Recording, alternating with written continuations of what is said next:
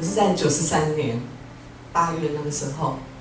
那就突然就一直咳，就连着咳嗽，咳了2个礼拜，然后去看医生，医生就说可能就是气管发炎怎样怎样，可是吃药都一直都没有效，到晚上咳得更厉害，然后就后来有一天就开始喘，然后喘了之后，我哥哥说这样不对，你要赶快再去医院看看，医生就过来说，那你先生什么时候会过来？我说他那个时候还在上班，我说礼拜一会来，他说来的时候跟我讲一下，然后他就叫我先生先去讲，然后我先生出来，眼眶就红了，说他就拉着我的手说，医生就说你是肺癌，然后他说那我们就到医生，那个医生很好，他没有直接跟你讲，然后叫我们到就是有医师的那个一个对，然后他就慢慢把我的状况讲出来。说你就是现在有移转到淋巴，就是到淋巴中隔。那他们讲得很清楚，他说你有移转到淋巴，所以不能开刀。我们就是用化疗的。我听到这2个字，我骨也都拱起来。我说我不要做化疗，那我还可以活多久？我就问这句话，他说大概半年吧，我才开始去参加读书会，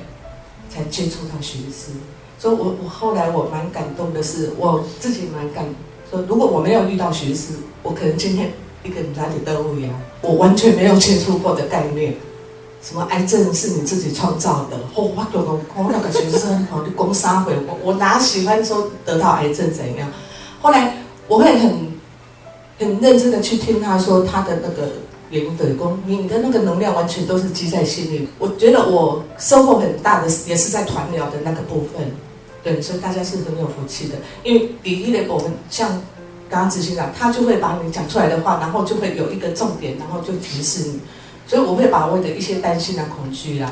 对，就讲出来。所以我现在会蛮感恩说，你来到，其实那个事件不是事件，就包括改变徐医师讲过的话，你就套过来，这个叫落实嘛，是不是？好，对，而且我自己看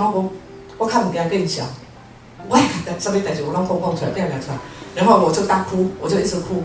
我哭的非常多，可能在癌疗我想要考的，对。咱这么拢是有考才会好，你知道吗？无考的大家要注意啊。对，因为我觉得我们这个癌症的个性就是我们比较是完美主义的，都是把自己好的一面给别人看，比较不喜欢把不好的一面让别人知道。比如讲较烦恼上面也较什么担心什么，就好像说这更笑呆不好意思讲。所以我也顺便要提到的是说，你一定要让你的情绪一定要可以流动，就是你一定要有一个释放，你要把你的情绪要释放掉，然后再转念，就是叫卖个有头脑的去想过我一定爱我一定爱。